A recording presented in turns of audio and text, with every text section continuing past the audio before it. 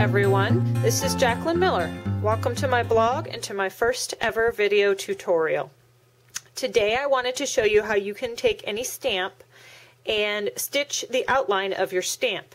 This is a really easy thing to do, and it can add a lot of dimension and just really cool factor to your projects. So first, what we need to do is stamp our image. I am using a Puffy Heart from the new Puffy Hearts set designed by Terry Anderson at Technique Tuesday.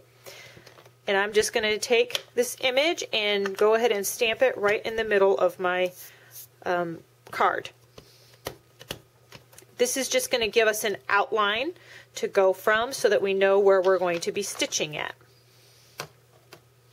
Once I have my image stamped, I'm going to take a template. Here's a template that I just picked up at my local crafting store that has dots on it, and you can see that there's a lot of different patterns on here. So if you decided that you didn't want to use a stamp, you could just use this template to add maybe a scalloped border using stitching to the bottom of your project. And then I'm also going to be using a paper piercer that you can pick up anywhere. And we're just going to take this template and we're going to give it a starting point right in the middle of the top of my heart here. And I'm going to take this and go around the outside edge of my stamped image, punching the holes as I go. And I'm going to just move the template to follow the outline and continuing to punch holes as I go around the outside of the image. This does take a little bit of time and patience, but don't rush it because you want to have a good solid foundation for when you go to stitch this. Now I'm not going to go all the way around because I'm just showing you the technique today.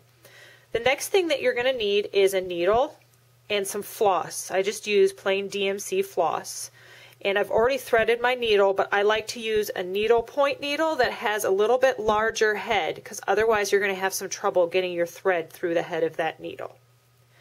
We're going to go up through the back side of our card, and we're going to leave about 1 inch of thread at the end when we go up, and we want to secure this. So I just secure it on the back with a little bit of masking tape.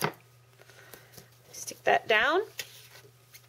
So now that we're up through the middle, we're going to go back down through the next hole,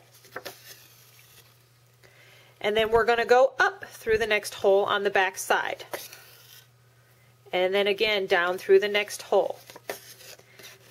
Now what you may have noticed is that I have skipped a stitch. There is a space here. That's okay. We're going to get back to that. That's part of this technique. So I'm just going to continue following the holes around my outline that I have punched.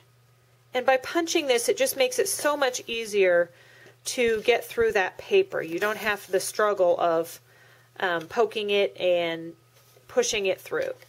I've actually run out of holes, so I'm just going to make an extra one just to show you here. Okay, once we reach the end, we're going to go back over on the back side, and we're just literally going to go back up the other direction through the next hole, doing the exact same thing we just did coming from the other way. And we're going to start filling in those gaps.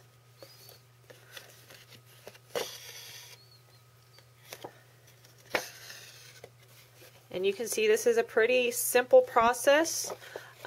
By doing it this way, we are actually saving thread, and everybody likes to save things. And it also is going to make it look a lot cleaner. Once we reach the end, again, we're just going to secure it on the back side. I'm going to snip it first with my scissors here.